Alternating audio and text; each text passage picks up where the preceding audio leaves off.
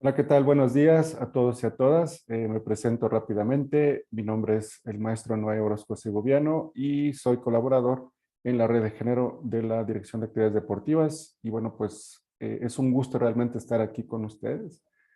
Vamos a hablar de un tema súper importante en el aspecto de la equidad de género, la igualdad de género y la masculinidad. Entonces, pues vamos a darle a la presentación. Voy a compartir mi pantalla. Espero que estemos aquí juntos unos 30 minutos más o menos. Y bueno, aquí entre ya estoy compartiendo mi pantalla. Y bueno, pues ya empiezo a pasar la presentación. Eh, Fíjense, este tema a mí la verdad es que me encanta porque pues digo, ahorita les hago la presentación de qué va a contener la presentación, pero una de esas partes es mi propia experiencia, ¿no? Entonces, a mí me apasiona muchísimo este tema de recuperar el equilibrio, sobre todo en esta parte, ¿no? De las cualidades femeninas y masculinas. Entonces, bueno, como lo muestra aquí el gráfico, a veces una cualidad, un valor o una fortaleza, pues se hace debilidad cuando le damos más peso, ¿no?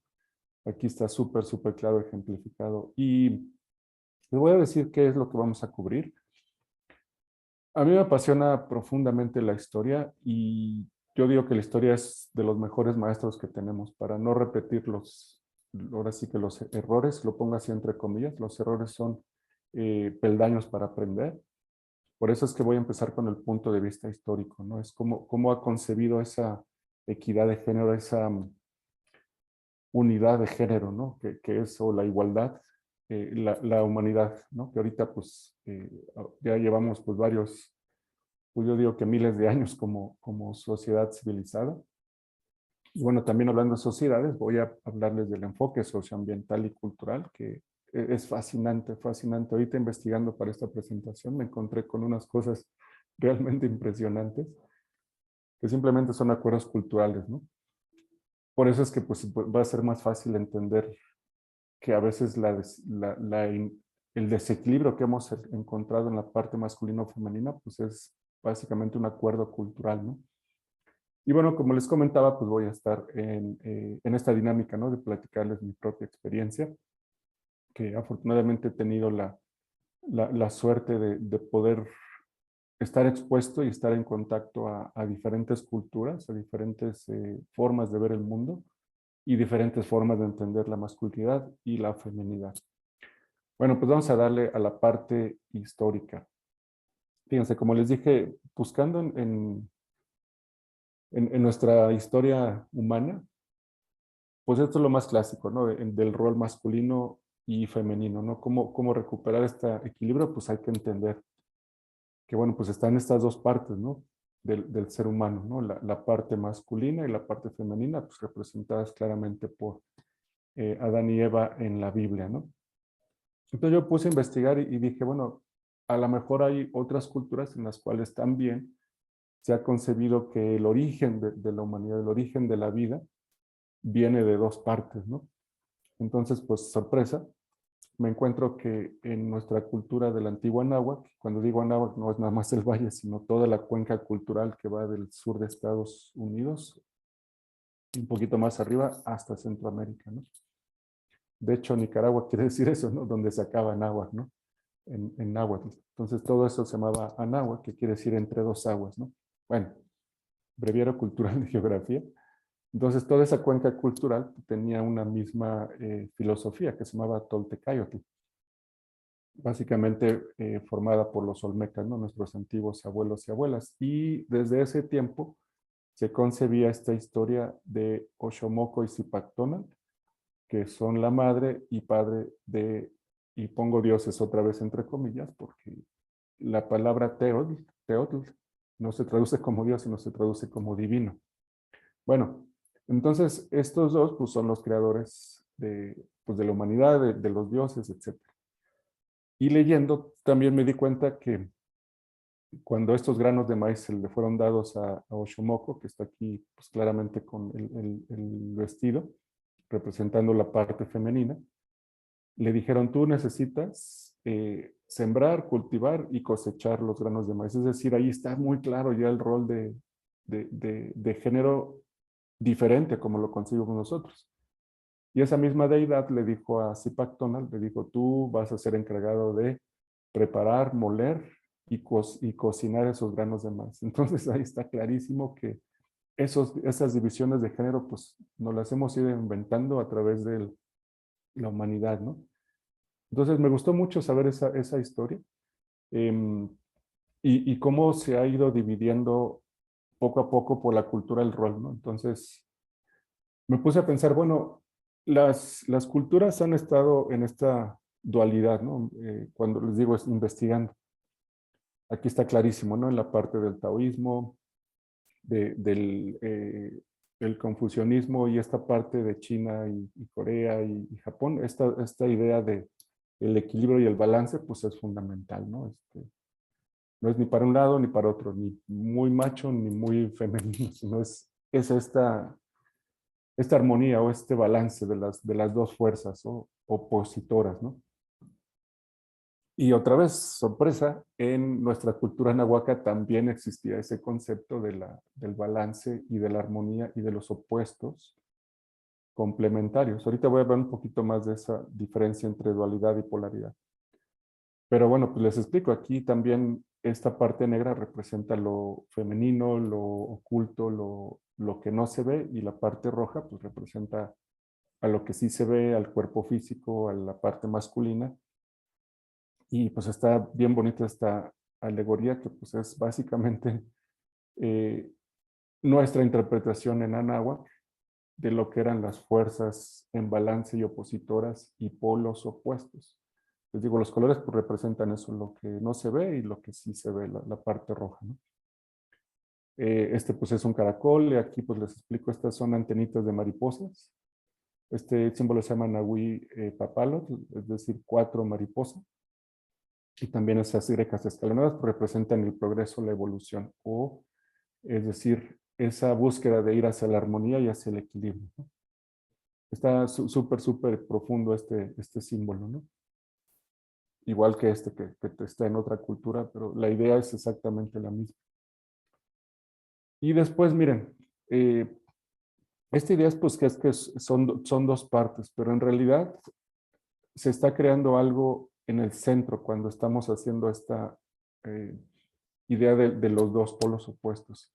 Y también me puse a investigar para ver si hay una concepción del balance, de equilibrio entre los dos opuestos. Y bueno, pues me encontré que muchísimas culturas en la historia de la humanidad han interpretado a un tercer elemento. En este caso, bueno, en India pues es Vishnu, aquí está Brahma y Shiva. Espérame, sí, Shiva. Entonces, pues es súper interesante ver cómo de unos dos elementos se crea un tercero que es el equilibrio y el balance. Aquí está súper claro cómo es que aquí tiene unos simbolitos, son 4 brazos, es decir, que está en ese balance de la parte masculina y la parte femenina, ¿no? Y está claramente en el centro, en equilibrio y en balance. Entonces dije, ¿habrá más ideas de estas en la historia de la humanidad? Pues por supuesto que sí, ¿no? En China hablan de los 3 puros también, de este balance de dos fuerzas en una en el centro. Y pues esto es lo que más tenemos conocido, ¿no? Y luego digo, estoy hablando de todo esto para que nos demos cuenta que a través de la historia de la humanidad, a través de las culturas, se ha buscado un balance y un equilibrio entre dos opuestos complementarios, ¿no? La Trinidad, pues obviamente también representa eso, ¿no? La parte femenil, la parte masculina y el equilibrio en el centro, ¿no? Con el Espíritu Santo. También antiquísimo estos símbolos. Aquí hay una cruz celta también que es súper antiguo, eh, que también habla de ese equilibrio, ¿no? Los celtas, pues obviamente eran antes del cristianismo, ¿no? Que también hablaban de ese balance con esta cruz que está aquí. O más que cruz es este símbolo de 3 partes, ¿no? Y pues creo que ya saben lo que viene. También aquí en el antiguo Anáhuac teníamos, o existía, o existe, esa concepción de la Trinidad. Y aquí les muestro, miren. Este Omecíhuatl es el otro nombre que se le daba a Oxomoco, la que les mostré hace rato, ¿no? La que tenía los granitos de maíz. Y Ometecutli es Zipactonal, que es la parte masculina. Y juntos en el centro crean lo que se llama Ometeotl. Ahora aquí voy a aclarar algo. En los grupos de tradición, Ometeo lo traducen como divina dualidad, porque Ome quiere decir dos. Pero aquí la traducción no es dos, sino esta quiere decir, es un número 3. Y este Om es digno. Y este Teul, como les dije, es divinidad. Entonces, es la fusión de estas dos partes en una trinidad, en un tercer elemento que es el equilibrio, ¿no? Entonces, Ometeo no es Señor o doble dualidad, sino es divina, unidual trinidad. Fíjense qué interesante y qué profundo es esto de que es algo que es único, es algo que es el equilibrio y es un tercer elemento en sí mismo, ¿no? Entonces, eso es Ometeo. Y pues hay un montón de manifestaciones. Este es un vaso en Teotihuacán, que cuando vayan a Teotihuacán, por favor, traten de buscar este símbolo porque es exactamente esto, ¿no? Omecihuat, la parte más femenina, Ometecutli, la parte masculina, Teucutli es Señor, y aquí está en el centro Ometeo. Ahí está, chicos y chicas, señores y señoras, señoritas. Clarísimo cómo a través de la historia se ha buscado este equilibrio a través de una combinación de los dos. Ahora se dice fácil, más cómo lo alcanzamos, ¿no? Fíjense, aquí los antiguos mexicanos no eran dualistas, que es como nos han educado e inculcado esta cuestión del bien y el mal, ¿no? Sino que eran polaristas, es decir, la doctrina dual supone que hay dos fuerzas, ¿no? El bien y el mal, el frío y el calor, o sea, cosas que se oponen, ¿no? Que están en contra de otra. Porque les digo, así ha sido mucho la mentalidad de cristiana de Occidente, ¿no? La moderna, ¿no? La antigua, pues sí hablaba más del equilibrio, ¿no? Ahora fíjense, la doctrina de polaridad afirma que hay una sola, ese equilibrio que les digo que estamos buscando, con dos polos o manifestaciones. ¿Qué polos en este caso? Mujer y hombre, femenino y masculino, ¿no? Son manifestaciones de esa unidad. Entonces, fíjense aquí qué interesante. La polaridad es complementaria y armónica. La dualidad se excluye una a otra. Son, como les digo, son opuestos. Aquí no es opuesto complementario, aquí es un polo, el polo positivo y el polo negativo. Como la Tierra tiene sus polos, el positivo y el negativo. Y cuando digo negativo no es malo, es simplemente el nombre que se le pone a esa parte del circuito. Igual a nivel atómico, bueno, pues tenemos la parte de los protones y los neutrones, no, pero ya se me fue. Los electrones, que son los de carga negativa que están girando. Aquí es exactamente lo mismo, ¿no? Estamos buscando nuestra parte de equilibrio en base a entender estos dos aspectos de la naturaleza. Entonces, pues ahí está la parte histórica. Les digo, a mí me interesó mucho estar investigando esto y darme cuenta de que sí, a través de la historia hemos buscado ese balance y lo hemos logrado, ¿no?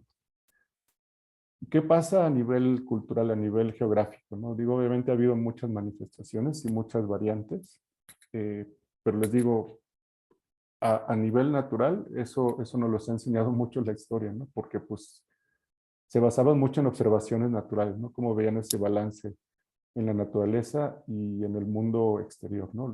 Los seres humanos. Ahora, esto que les voy a platicar es el enfoque socioambiental y cultural de culturas a las que sí me he expuesto. No voy a hablar de culturas a las que no haya tenido contacto para no inventar nada.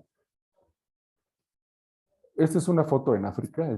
África es un continente enorme, enorme, enorme. Los mapas lo muestran mucho más chiquito de lo que es. Los mapas obviamente creados por ciertas tendencias.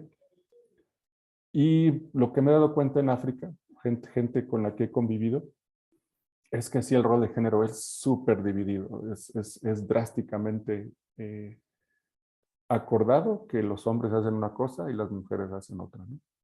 Eh, y la igualdad de género, bueno, pues ahí está así muy desigual y muy desequilibrada, ¿no? eh, porque así han sido los acuerdos culturales de esa sociedad, ¿no? Sin embargo, por cuestiones de migración, pues muchísima gente, hombres y, sobre todo hombres y jóvenes, como aquí en Latinoamérica, pues se van y la mujer tiene que asumir diferentes roles, ¿no?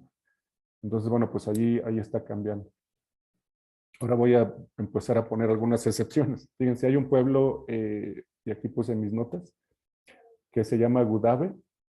Ese pueblo es un pueblo nómada en la franja del Sahel, que es la parte del desierto del Sahara, en África del Norte, donde es súper seco, seco, seco, seco. Y estos pues nómadas van pues ahora sí que buscando el agua y alimentando a sus animales donde haya, ¿no? Entonces ahí las mujeres son las que escogen a los hombres, y los hombres son los que se maquillan, se acicalan y se ponen así para ser escogidos por las mujeres, ¿no? Y dicho sea de paso, también hay otras culturas en África en donde la mujer puede tener varios hombres, ¿no? Entonces, bueno, ahí cuando empezamos a ver las diferencias de roles culturales, y eso pasa ahorita, ¿no? No es antiguas tribus, sino que actualmente eso sucede. Y les digo, eso pasa en África, ¿no? Pero como norma, pues realmente la desigualdad de género es muy grande, ¿no? Ahora en India también es realmente fascinante ver las diferentes concepciones de lo que es ser masculino y ser femenino, ¿no? También muy, muy dividida la cuestión de los roles de género. Sin embargo, en la religión, los dioses y sus, bueno, no sé si los conciban como divinidades, pero sus figuras divinas tienen una fluidez sexual enorme, ¿no? Que a veces es hombre, a veces mujer, a veces la representan como hombre o como mujer, a veces es muy difícil determinar por la parte física y la parte de la vestimenta si ese dios es hombre o mujer. Entonces la fluidez sexual ha sido históricamente muy grande, ¿no? Por lo tanto, ellos han aceptado desde antes un género lo que se llama coche, aquí les digo, aquí tengo mis notas, que son hombres transgénero, es decir, se visten como mujeres y actúan como mujeres y hacen las cosas como mujeres y son completamente aceptados en la sociedad. Obviamente, pues hay facciones que no lo aceptan, y cuando vino la colonia inglesa, pues también empezaron a reprimir esa parte, ¿no? Pero les digo, eso sucede en India. Y aprovechando ese tema, en México también, en el pueblo o la ciudad de Juchitán, en el istmo de Tehuantepec, en Oaxaca, también hay un pueblo que se llama, o un género que se llama Muxe, que son hombres que se identifican como mujeres, se pueden o no vestir como mujeres, maquillarse, hacen sus 15 años, y muchas familias piensan que es una bendición tener un Muxe en la familia, ¿no? Entonces, les digo, eso pasa aquí en nuestro México actualmente. Y me parece fabuloso que ese tipo de fluidez de transgénero y equilibrio de las diferentes eh, interpretaciones de mujer o hombre, pues estén pasando actualmente, ¿no? Ya vamos terminando esta parte de la cultura y voy a empezar con la parte personal. Fíjense, esta área del sureste de Asia es realmente fascinante. En cuanto a cultura, es una ensaladota de culturas. Sin embargo, hay algunos pueblos que pues son muy musulmanes. Ahorita voy a la parte musulmana. Si aquí somos machistas, bueno, pues en Latinoamérica, en esos algunos países de ahí es realmente impresionante lo fuerte que es la división y la separación entre hombres y mujeres, ¿no? Lo que es concebir como hombre y lo que se concibe como mujer. Bueno, entonces, en este país, en Indonesia, que está formado por un montón de islas, es un archipiélago básicamente, hay una isla que se llama Celebes, en donde se reconoce oficialmente y se acepta 5 géneros. El que nosotros estamos ahora sí que acostumbrados, hombre y mujer, que se visten de diferente forma, ¿no? Bueno, allá hay un tercer género que es personas que nacieron con cuerpo femenino, pero que se visten, actúan eh, completamente como el rol tradicional masculino y viceversa. Eh, Personas que nacieron con un pene y que se visten y actúan como mujeres y hacen todos los roles típicos de que se conoce como mujer. Y hay un quinto género, ahorita aquí en mis notas, se llama Visu, ese género no es, dicen que no es ni hombre ni mujer, sino que representa la totalidad, así como comentábamos de Ometeotl, esa fusión de diferentes formas, que no es ni masculino ni femenino, sino es esa fusión. Esos son los visus, que son como chamanes, son como gente que tiene pues esta conexión con lo divino y hacen ceremonias, etcétera, ¿no? Entonces, fíjense qué fascinante que existe este tipo de manifestaciones en esos países, ¿no? Obviamente hay gente que pues no los acepta, pero pues es un pueblo que se llama ahorita aquí lo busco en mis notas, los Bugis se llaman. Esos son el pueblo Bugi que respeta y acepta y considera súper bien estos 5 géneros. Pero acuérdense que pues hay como muchísimos grises, ¿no? Entre la parte masculina y la parte femenina, o el cuerpo hombre y el cuerpo mujer. Hay una variedad de grises impresionante, ¿no? Entonces ahí pues está muy, muy clarito. Ahora, pues hablando de esta parte musulmana, eh, esto sí que lo he vivido en carne propia y ver cómo, cómo las mujeres pues asumen y aceptan los roles que les tocan, incluida la vestimenta. Pues es realmente impresionante, ¿no? Ver la división tan grande en las mezquitas, ahí los hombres se van a un lado, las mujeres se van a otro, ¿no? Los hombres rezan en un lado, las mujeres en otro. En los cafés, cuando sales a la calle en esos países y ves solamente hombres en los cafés y restaurantes, las mujeres pues deben estar en sus casas, ¿no? O haciendo labores diferentes. Es drástico, drástico esa división de género entre ellos, ¿no?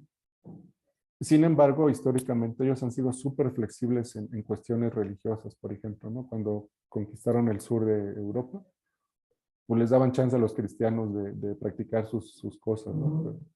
Sin embargo, les digo, hay como muchas variantes también del islamismo y ser musulmán, ¿no?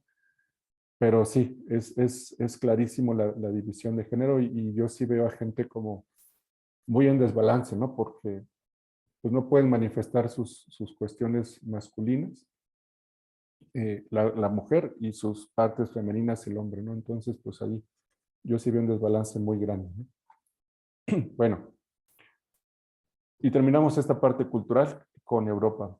Europa también es una ensaladota de culturas y de manifestaciones y de percepciones. Hay países que son mucho más flexibles que otros y dentro del mismo país hay interpretaciones más flexibles que otros. Ahorita les cuento mi historia personal, pero bueno, por ejemplo, en Italia, pues igual, el rol de género es drásticamente dividido, ¿no? La mujer hace una cosa, el hombre hace otra, el hombre pues ahí tiene que ser atendido por la mamá. Eh, en, en Croacia, pues igual, también la gente es así como muy, muy, muy clara en qué tiene que hacer el hombre y la mujer, ¿no? Que fíjense, aquí en Escocia lo chistoso es que el tradicional vestido pues son las falditas, ¿no? De los hombres, ¿no? Que bueno, pues por decir que no hay ningún tema, ¿no? Y sí, efectivamente no se ponen ropa interior cuando se ponen las falditas, ¿no? Y bueno, y así podría ir mencionando varios países, ¿no? Más, es súper, súper interesante ver cómo en ese continente pues, se juntan un montón de culturas, ¿no? Por obviamente su historia de colonialismo, que se fueron a varias partes del mundo y absorbieron muchísimo de la cultura de otras partes, ¿no?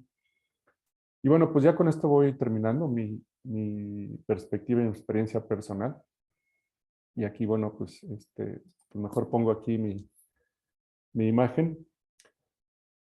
Tuve la suerte, les digo, de estar en contacto con muchas, o he tenido, de estar en contacto con muchas culturas y pues empiezo por así que por la casa, ¿no? Mi esposa es británica y ha sido bien interesante ver cómo a través de la relación con ella en estos años, pues he aprendido a ver que, pues ahora sí que la mujer puede hacer un montón de cosas, ¿no?